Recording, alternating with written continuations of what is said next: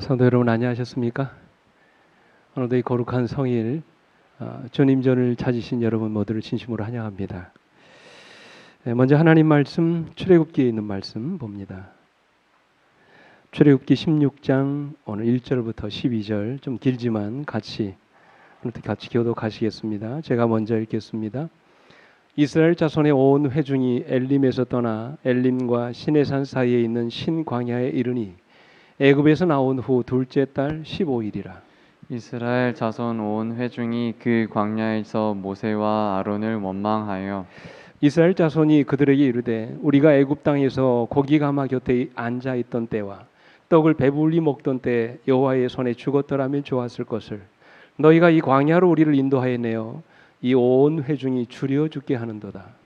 그때 여호와께서 모세에게 이르시되 보라, 내가 너희를 위하여 하늘에서 양식을 비같이 내리리니 백성이 나가서 일용할 것을 날마다 거둘 것이라. 이같이 하여 그들이 내 율법을 준행하나 아니하나 내가 시험하리라.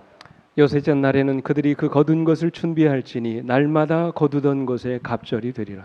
모세와 아론이 온 이스라엘 자손에게 이르되 저녁이 되면 너희가 여호와께서 너희를 애굽 땅에서 인도하여 내셨음을 알 것이요 아침에는 너희가 여호와의 영광을 보리니 이는 여호와께서 너희가 자기를 향하여 원망함을 들으셨음이라. 우리가 누구이기에 너희가 우리에게 대하여 원망하느냐. 모세가 또 이르되 여호와께서 저녁에는 너희에게 고기를 주어 먹이시고 아침에는 떡으로 배불리시니 이는 여호와께서 자기를 향하여 너희가 원망하는 그 말을 들으셨음이라. 우리가 누구냐? 너희의 원망은 우리를 향하여 함이 아니요 여호와를 향하여 함이로다. 모세가 또 아론에게 이르되 이스라엘 자손의 온 회중에게 말하기를 여호와께 가까이 나오라. 여호와께서 너희의 원망함을 들으셨느니라 하라. 아론이 이스라엘 자손의 온 회중에게 말하매 그들이 광야를 바라보니 여호와의 영광이 구름 속에 나타나더라. 11절 여호와께서 모세에게 말씀하여 이르시되 내가 이스라엘 자손의 원망함을 들었노라. 그들에게 말하여 이르기를 너희가 해질 때에는 고기를 먹고 아침에는 떡을 배부리리니 내가 여호와 너희의 하나님인 줄 알리라 하라 하시니라. 아멘. 오늘 저는 이 말씀을 본문으로 해서 만나가 주는 교훈, 그런 제목을 가지고 한 시간 동안 같이 말씀의 은혜를 나누도록 하겠습니다. 옛날 두 젊은이가 금강산에 사는 아주 유명한 스승을 만나서 그를 가르쳐 달라고 사정을 했습니다. 이 스승은 그 두 젊은이에게 천자문을 주면서 열심히 1년 동안 공부하라고 그랬어요. 그때 한 젊은이는 집안에 들어 앉아서 꼼짝도 하지 않고 천자문을 외우고 또 외웠습니다. 얼마나 많이 외웠는지 그 책이 다 닳아서 헤어지도록 반복해서 읽었습니다. 그러다 보니까 이제는 천자문을 다 통달하고 책을 보지 않고도 글을 읽을 수 있고 외울 수 있게 됐습니다. 근데 또 다른 젊은이는 일단 열심히 천자문을 배우고 난 이후에 금강산에 유랑을 나갔습니다. 길을 가다가 보니까 두 아이가 떡 한 조각을 놓고 반으로 공평하게 나누기 위해서 떡 한가운데 막대기를 놓고 아이가 말합니다. 됐지? 이만하면 된 거야? 하면서 이야기하는 것입니다. 그 모습을 지켜보던 젊은이가 아하, 가운데 중자가 저런 의미구나. 공평하게 나누어 갖는 것이 바로 가운데 중자의 의미구나. 깨달음을 얻게 됐어요. 그리고 또 하루는 논을 지나가는데 열심히 일꾼들이 일을 하다가 새참을 먹고 있었습니다. 젊은이가 인사를 하죠. 고생 많으십니다 하고 인사했더니 그 일꾼들이 이야기하기를 우리 같은 남자들은 평생 머리에 논밭을 지고 사는 사람들입니다. 그러는 거예요. 그 말을 듣는 순간 젊은이는 아하, 산의 남자라고 하는 의미가 바로 이런 의미구나. 힘 있는 남자가 평생 논밭에서 일하고 사는 것, 그게 남자구나. 그런 깨달음을 얻었다는 거예요. 이런 식으로 그는 천자문의 글자가 아니라 의미를 하나둘씩 깨우쳐가기 시작했습니다. 드디어 1년의 세월이 지났습니다. 스승은 두 젊은이가 얼마나 열심히 공부했는지 한번 시험해 보면서 물어봤습니다. 그러자 한 젊은이는 스승 앞에서 천자문을 줄줄줄 외웠습니다. 한치도 틀림이 없이. 그러나 또 다른 젊은이는 자기가 그동안 깨달았던 천자문의 이치를 말씀드렸어요. 그랬더니 스승이 웃으면서 이 두 제자에게 말하기를 자네는 천자문을 배웠지만 이 친구는 만자문을 배웠구만 그러더라는 거예요. 여러분, 하나님도 우리가 배우는 말씀 속에서 무엇인가 깨달음을 얻게 되기를 원하십니다. 그저 우리가 말씀을 읽고 외우는 것으로 끝나지 않고 그 속에서 주시는 특별한 의미와 교훈을 알게 되기를 원하신다는 말씀이에요.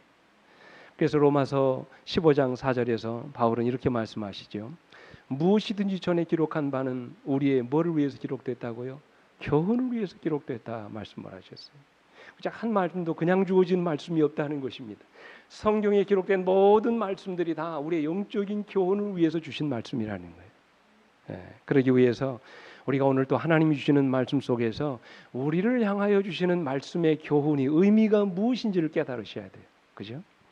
우리 영감님들은 이렇게 말씀하십니다. 이스라엘 백성이 겪은 광야 생활 역사는 세상 끝날에 사는 영적 이스라엘의 유익을 위하여 기록됐다 그랬어요. 다시 말하면 그저 옛날 이야기가 아니라는 것입니다.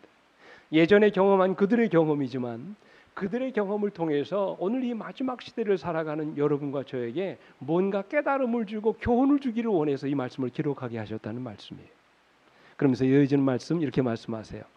히브리 사람들이 겪은 여러 가지 경험은 가나안에 있는 그들의 약속된 안식처에 들어가기 위한 뭐였다고요?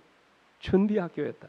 하나님께서는 이 시대에 사는 그분의 백성들이 겸손한 마음과 온유한 심령으로 고대 이스라엘이 겪은 시련을 자세히 살펴서 하늘 가나안을 위해 준비하는 일에 못 받기를 원한다고요? 교훈을 받게 되기를 원하신다 그랬어요. 자, 그렇다면 오늘 주신 이 만나의 이야기에도 뭔가 교훈이 있을까요? 여러분, 그렇지 않습니까? 그냥 기록된 말씀이 아니라는 거죠. 과거 이스라엘 백성들이 경험했던 이 하늘에서 내려졌던 만나도 우리에게 뭔가 주는 의미가 있다는 것입니다. 그 교훈이 과연 뭘까요? 오늘 우리가 만나의 사건을 통해서 경험할 수 있는 영적인 교훈이 과연 무엇인가 하는 것입니다. 첫째로 만나가 주는 교훈은 아무리 절박한 위기를 만날지라도 우리를 향하신 하나님의 사랑을 절대로 의심하지 말라는 거예요. 오늘 여러분 이 말씀에 동감하십니까? 생애의 모든 순간마다 하나님의 사랑과 돌보심을 믿으며 살아가라고 말씀을 하세요. 하나님은 지금도 살아계십니다. 하나님은 여전히 여러분과 저를 사랑하십니다. 그리고 오늘도 그 하나님은 여러분과 저의 필요를 돌보고 계십니다. 그죠? 근데 우리는 어떻습니까? 인생의 위기를 만날 때마다 우리는 어떻게 반응합니까? 인생의 어려운 문제들 앞에서 우리는 어떻게 반응합니까? 쉽게 절망하죠. 쉽게 낙심합니다. 심지어는 하나님을 원망하고 불평하며 살 때가 얼마나 많습니까? 이것이 오늘 우리의 모습인 것입니다. 그래서 오늘 본문 1절에 보시면 이렇게 말씀하셨어요. 이스라엘 자손의 온 회중이 엘림에서 떠나 엘림과 시내산 사이에 있는 신 광야에 이르니라고 말씀하셨어요. 오늘 이 만나 사건이 일어난 발단은 그들이 어디에 이르렀다는 사실이에요? 광야에 이르렀다는 것입니다. 근데 그들이 여러분 광야에 이르는 것이 문제가 아니라 그들이 광야에 이르는 순간에 뭐가 떨어졌어요? 양식이 떨어질 것입니다. 애굽에서 가지고 나온 양식이 다 바닥이 난 것입니다. 근데 이제 그들이 어디에 들어가야 돼요? 광야로 들어가는 것입니다. 여러분 아시는 것처럼 광야는 먹을 것이 없는 곳입니다. 풀 한 포기 물 한 모금 나지 않은 곳입니다. 그런 곳에서 농사를 지어서 먹을 수 있는 형편도 아닙니다. 그러므로 이제 그런 광야로 들어가는 것은 죽음을 자초하는 일이었어요. 그래서 그들이 원망하는 것입니다. 뭐라고 원망합니까? 3절을 보십시오. 이스라엘 자손이 그들에게 이르되 우리가 애굽 땅에서 고기 가마 곁에 앉아있던 때와 떡을 배불리 먹던 때에 여호와의 손에 죽었더라면 좋았을 것을 너희가 이 광야로 우리를 인도해내어 이 온 회중이 줄여 죽게 하는도다 그랬어요. 여러분 이들이 지금 놓치고 있는 것이 뭡니까? 지금 그들이 이해하지 못하는 게 뭐예요? 지금 누가 그들을 광야로 인도했다고 말씀하십니까? 그들이 누가 그들을 인도했다고 말해요? 너희가 우리를 광야로 인도했다고 말합니다. 너희가 누굽니까? 모세와 아론이에요. 근데 여러분 실제로 모세와 아론이 그들을 광야로 인도했나요? 아니죠. 그들을 이 광야로 인도하신 분은 하나님이셨습니다. 그렇다면 여러분 하나님이 그들을 죽도록 버려두실까요? 그들이 양식이 없어 굶어 죽도록 하나님이 내버려 두실까요? 아닙니다. 하나님은 홍해를 가르신 분이십니다. 반석을 열어서 물을 주신 분이십니다. 쓴 물이 변하여 단물로 바꾸신 분이십니다. 그러나 하나님께서 그들이 양식이 없어 굶어 죽게 됐을 때 그냥 바라만 보고 계실 리가 없다는 말씀이었어요. 그러면 여러분, 이제 하나님이 그들을 광야로 인도하신 것은 그들로 하여금 여호와 하나님만을 바라보도록 그들을 훈련하시기 위함이었습니다. 인간의 기술이나 양식을 의지하지 않고 오로지 그들이 여호와 하나님만을 바라보도록 하나님이 그들을 어디로 인도하신 것이었어요? 광야로 인도하신 것이었습니다. 때때로 오늘 여러분과 저의 인생에도 광야가 있습니까? 있습니다. 어떤 분은 질병의 광야를 걸으실 때가 많습니다. 어떤 분들은 경제적인 광야를 걸으실 때가 많습니다. 여러분, 그런 위기의 순간에 우리는 절망하고 좌절하지 말아야 된단 말이에요. 왜요? 때로 그것이 우리 삶 속에 허락됐다면 우리로 하여금 그 자리에 있게 하신 분은 누구라는 사실이에요? 여호와 하나님이라는 사실을 기억해야 된다는 그런 말씀이에요. 우리 영감이 이렇게 말씀하세요. 여호와께서는 그들이 고난에 에워싸이고 그들의 양식이 떨어지게 뭐 하셨다고요? 허락하셨다. 그리하여 그들이 마음이 지금까지 그들을 구원해내신 당신께로 향하게 될 수 있도록 하고자 하셨다고 그랬어요. 만일 그들이 궁핍한 중에서 그분께 부르짖으면 그분께서는 계속 그들에게 당신의 사랑과 돌보심의 증거를 나타내실 것이었다. 그런데도 그들과 그들의 자녀들이 굶어 죽지는 않을까 하고 생각하는 것은 그들 편의 죄악적인 불신이었다 그랬어요. 여러분, 믿음이 없으면 항상 여러분 무슨 생각을 합니까? 부정적인 생각을 합니다. 여러분, 그들이 아직 바닥이 났지만 굶어 죽지는 않았잖아요. 그렇지 않습니까? 근데 여러분, 하나님에 대한 믿음을 잃어버리니까 어떻게 합니까? 굶어 죽게 생겼다고 얘기하는 것입니다. 여호와 하나님을 그들이 믿지 못하는 것이죠.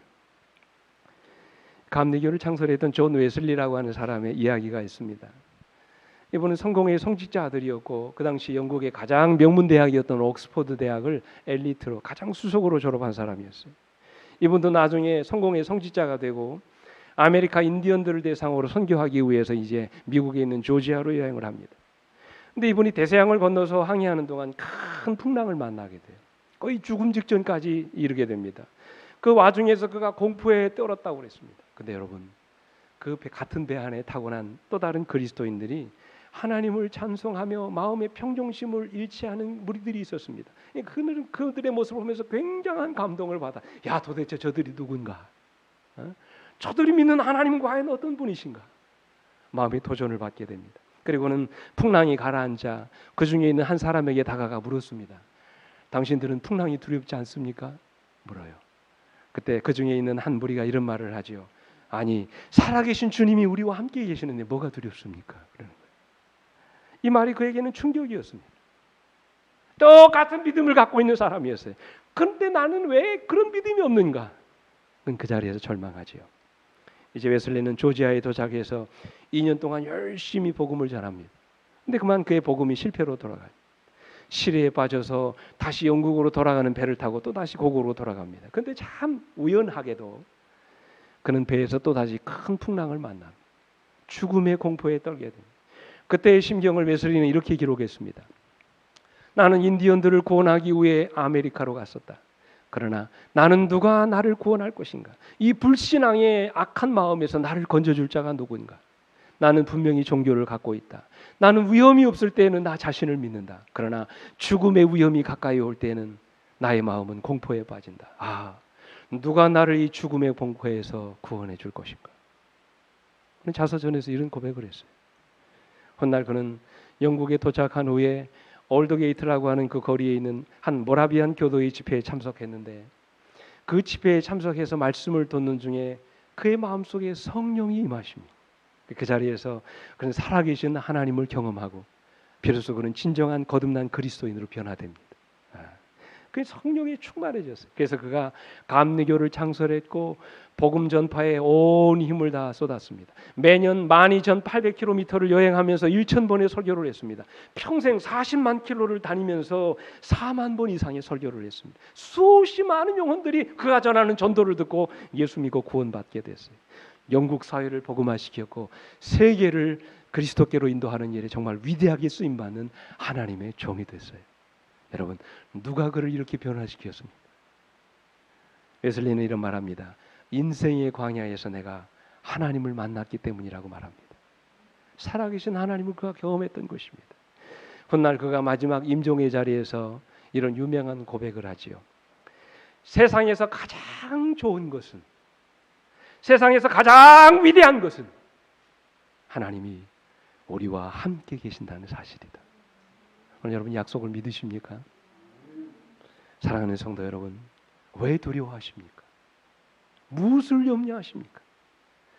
왜 우리가 하나님을 향하여 때때로 원망하고 불평하십니까? 여러분의 인생에 닥친 문제 앞에서 왜 우리는 쉽게 좌절하고 절망합니까? 가장 본질적인 이유는 우리가 하나님을 믿지 못하기 때문에 그렇습니다. 사랑하는 여러분이시여, 우리 하나님 살아계심을 믿으시게 되기를 간절히 바랍니다. 그 하나님이 변함없이 여러분을 돌보시고 여러분의 모든 필요한 것들을 채워주심을 여러분 믿게 되시기를 간절히 바랍니다. 우리가 믿는 하나님은 어떤 분이신가요? 하늘에서 양식을 뭐같이 내렸다고 말씀하세요? 비같이 내리신 분이라고 말씀하세요. 매일같이 만나를 그들이 머무는 땅에 비같이 내려주셨다고 말씀하세요. 언제까지요? 하루 이틀이 아니라 그들이 가나안 땅에 들어가서 먹을 양식을 거두는 그날까지 끊임없이 그들에게 만나를 내려주셨다고 말씀하셨어요. 몇 명입니까 여러분? 몇 명이 그 양식을 먹었어요? 20세 이상의 남자만 60만 3,550명입니다. 여자와 노인, 어린 아이들까지 포함하면 최소한 250만이 넘는 엄청난 인원입니다. 그린 무리들을 무려 40년 이상 매일같이 하늘에서 양식을 비같이 내려 먹여주셨다고 말씀하셨어요. 여러분, 이것이 우리 하나님이세요. 이런 분이 오늘 여러분과 제가 믿는 하나님이십니다. 성경은 12절에 이렇게 말씀하시지요. 내가 이스라엘 자손의 원망함을 들었노라. 그들에게 말하여 이르기를 너희가 해질 때에는 고기를 먹고 아침에는 떡으로 배부르리니 내가 여호와 너의 하나님인 줄 알리라. 그랬어요. 도무지 아무것도 기대할 수 없는 상황에서도 기적 같은 방법을 통해서 당신의 백성들을 먹이시고 입히시는 분, 바로 그분이 오늘 여러분과 제가 믿는 바로 그 하나님이십니다. 그 하나님은 지금도 살아계십니다. 그 하나님이 여러분과 함께 지금도 계십니다. 위기를 만날지라도 두려워하거나 절망하지 않게 되기를 간절히 바랍니다. 영감이 이렇게 말씀하세요. 광야에서 생활을 유지할 수 있는 모든 수단이 떨어졌을 때 하나님께서는 당신의 백성을 위해 하늘의 만나를 충분히 그리고 끊임없이 공급하여 주셨다. 이러한 공급은 그들이 하나님을 신뢰하고 하나님의 법도대로 사는 동안은 하나님께서 그들을 버리지 않으신다는 것을 그들에게 가르치시기 위함이었다. 무슨 얘기입니까? 우리가 신앙대로 말씀대로 살면 하나님께서 때에 따라 먹을 것 필요한 모든 것들을 다 뭐 하신다고요? 채워주신다는 말씀이에요.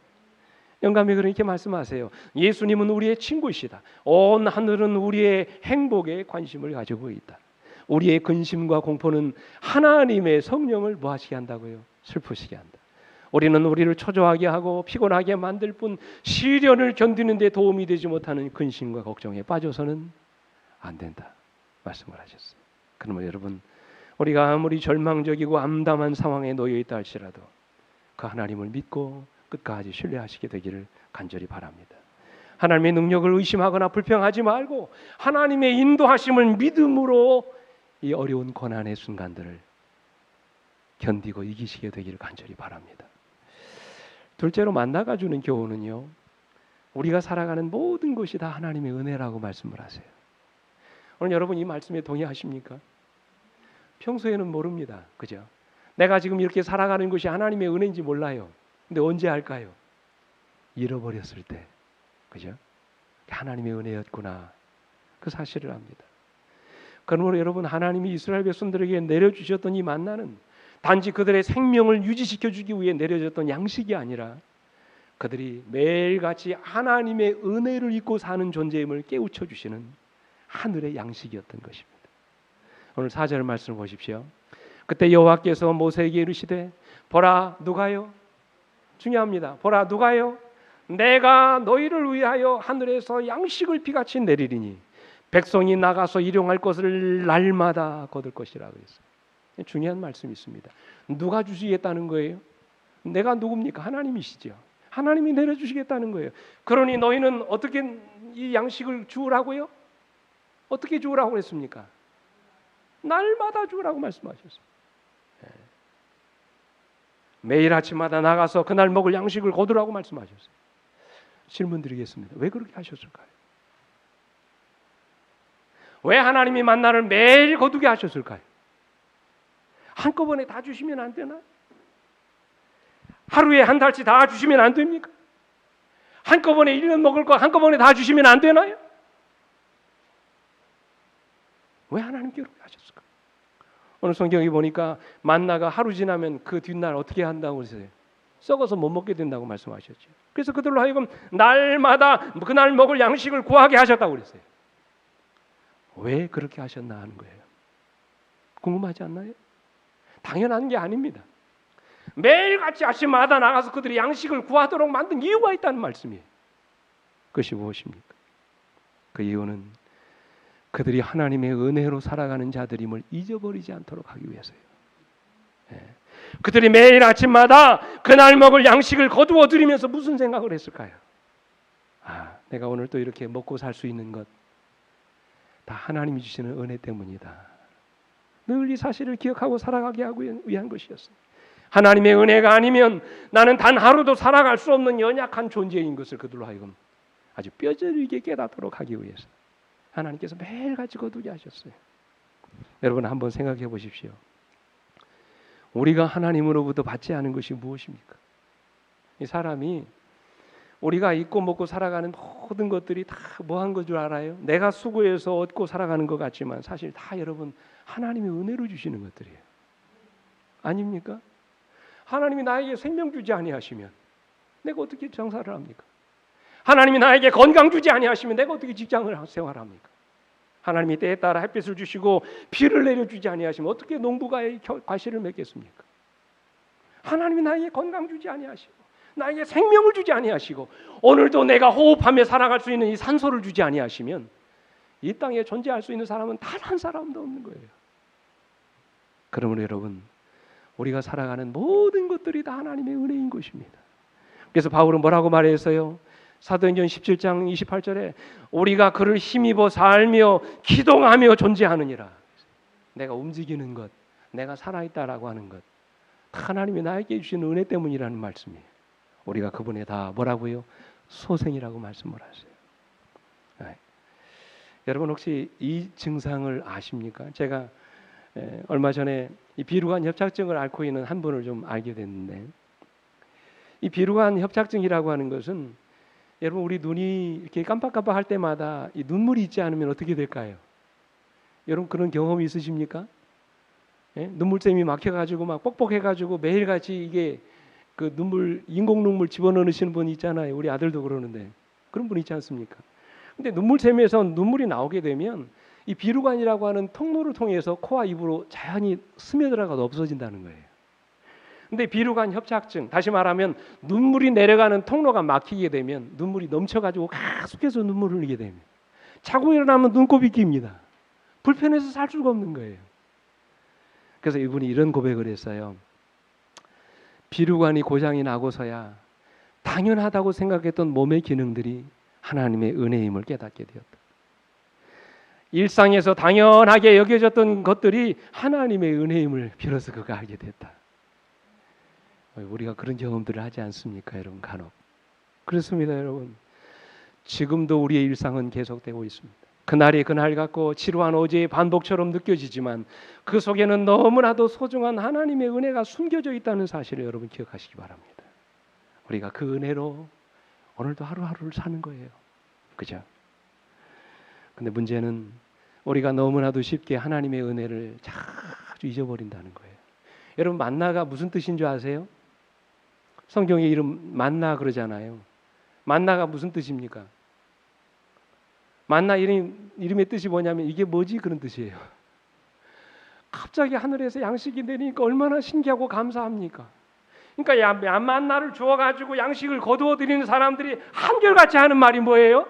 이게 뭐지? 이랬어요. 그게 나중에 만나가 된 것입니다. 근데 매일같이 그 양식이 주어지다 보니까 나중에는 부들이 뭐라고 이게 뭐야 그렇게 된 거예요.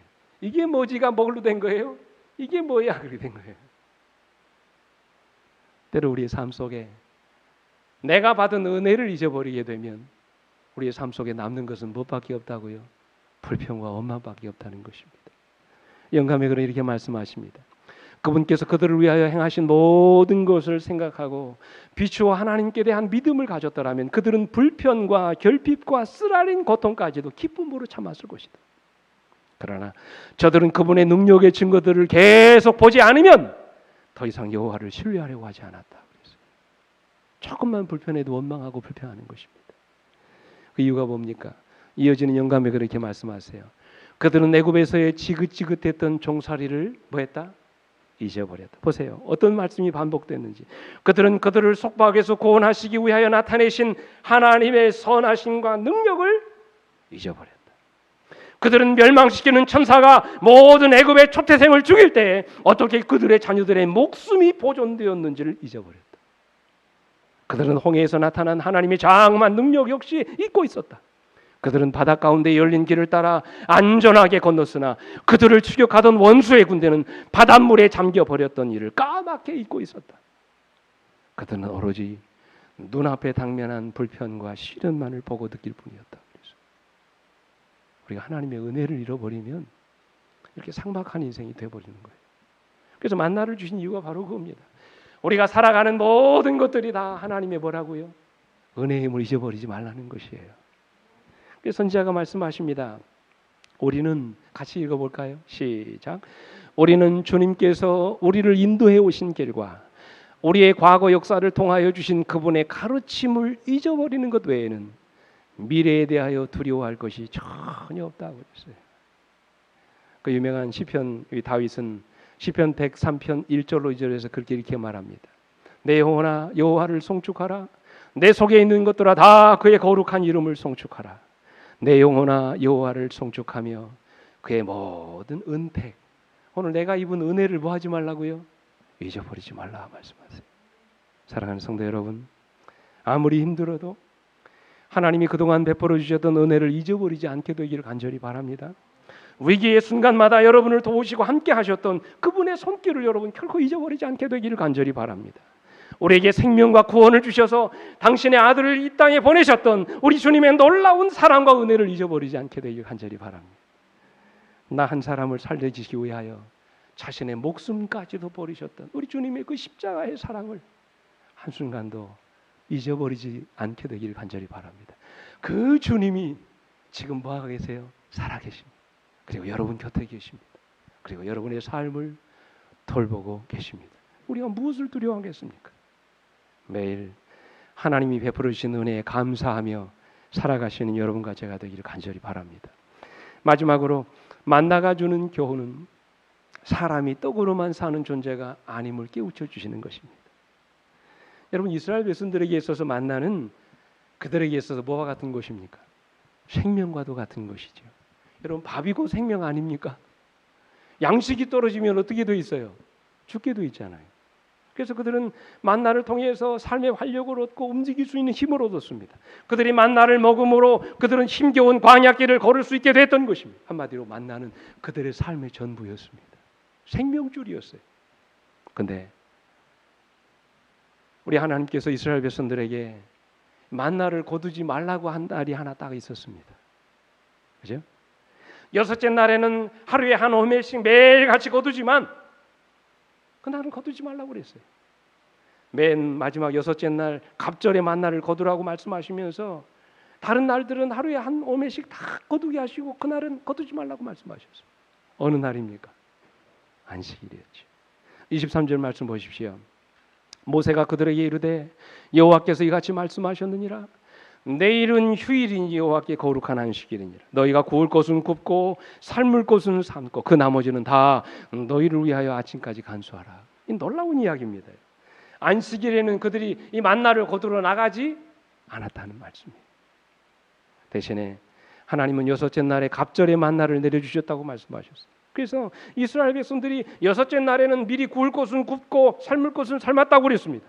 다른 날에는 만나가 하루가 지나면 다 썩어서 버리게 됐지만 안식일에는 그 만나가 썩지 않고 그대로 보존되는 기적을 베풀어 주셨다고 그랬어요. 그래서 안식일에는 모든 백성들이 뭐를 거두러 가지 않았어요? 만나를 거두러 가지 않았습니다. 그저 각자가 있는 처소에서 안식일을 기억하여 거룩히 지켰다고 그랬어요. 여러분, 이것은 우리에게 무엇을 말해 줍니까? 왜 하나님이 안식일에는 만나를 내려주지 않으셨습니까? 신기하지 않나요? 그들의 생명과도 같은 만나, 그들의 삶의 전부였던 만나를 하나님이 안식일에 내리지 않으신 이유가 과연 뭘까요?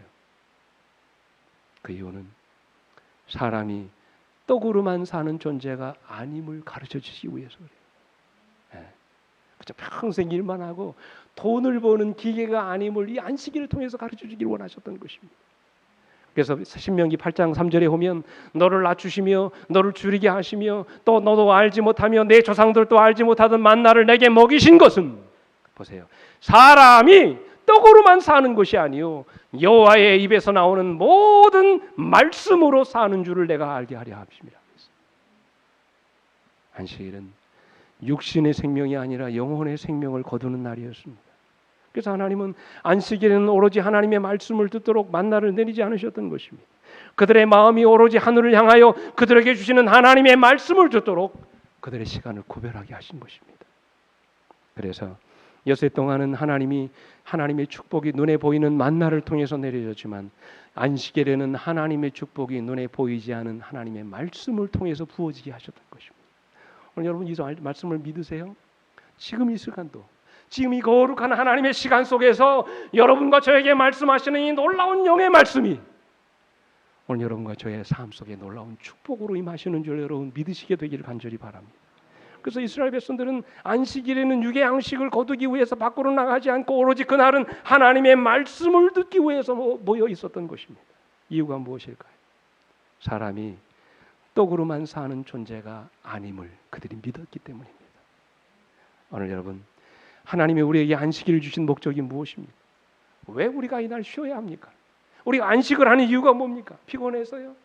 아니면 너무 지쳐있기 때문에? 삶의 여유를 갖게 하려고요?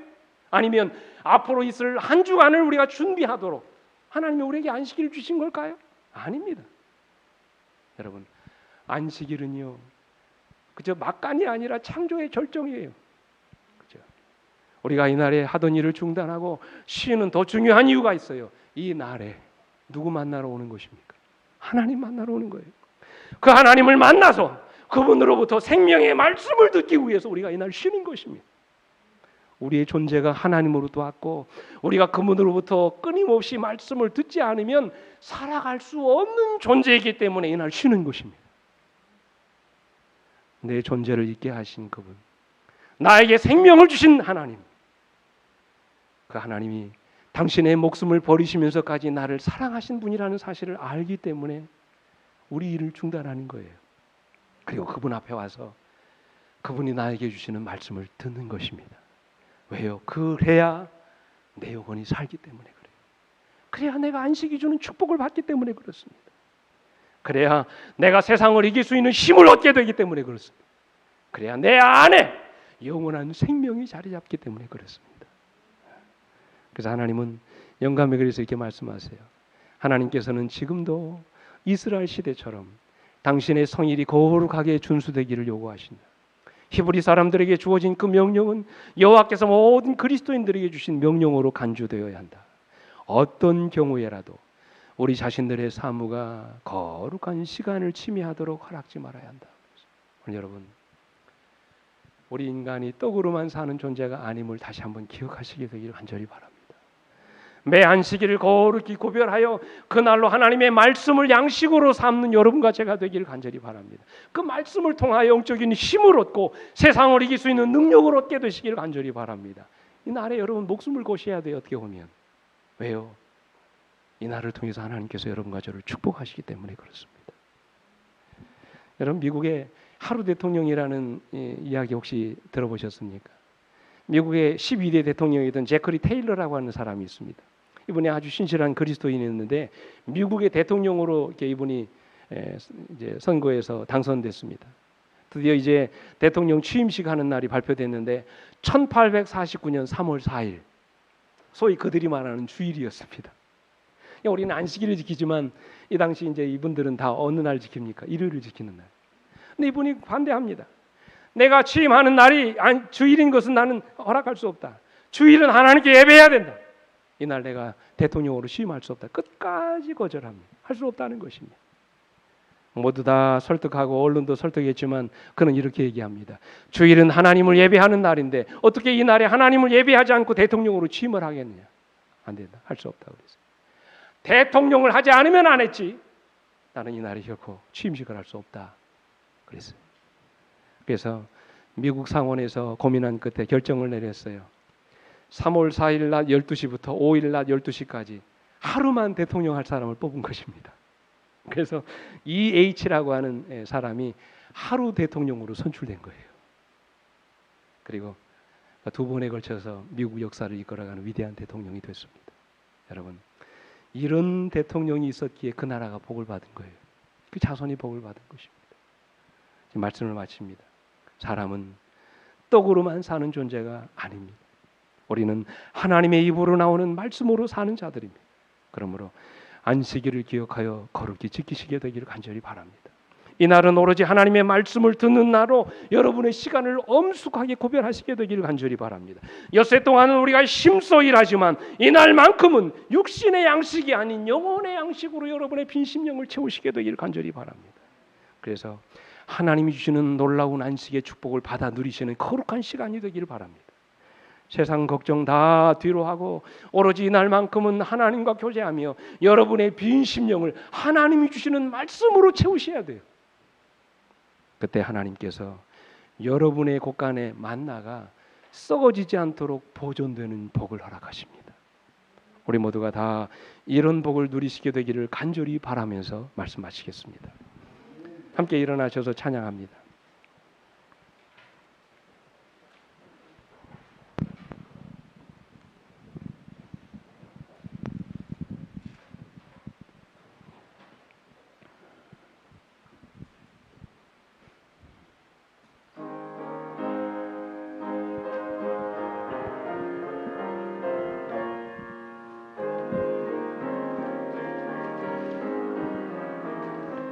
나의 마음 상하여서 슬피 울 때에 약한 마음 더 약해 힘이 들지만 자비의 주 예수님이 함께 하시면 모든 슬픔 기쁨이 되리.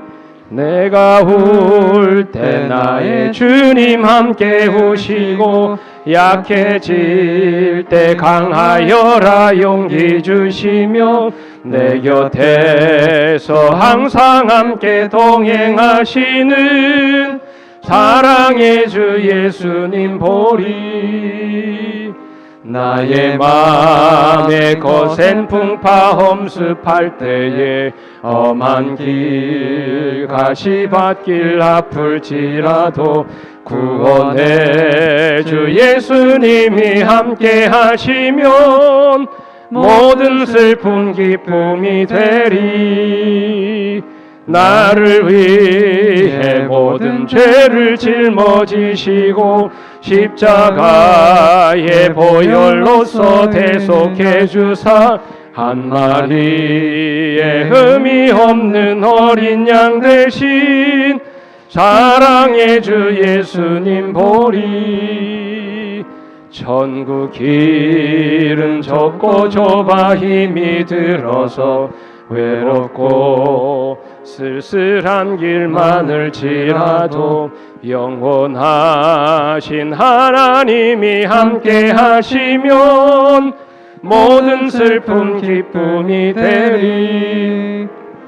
예수님의 겟세마네 피땀 흘리신 고귀하신 기도 모습 생각하면서 나를 위해 중보하고 신원하시는 사랑의 주 예수님 보리.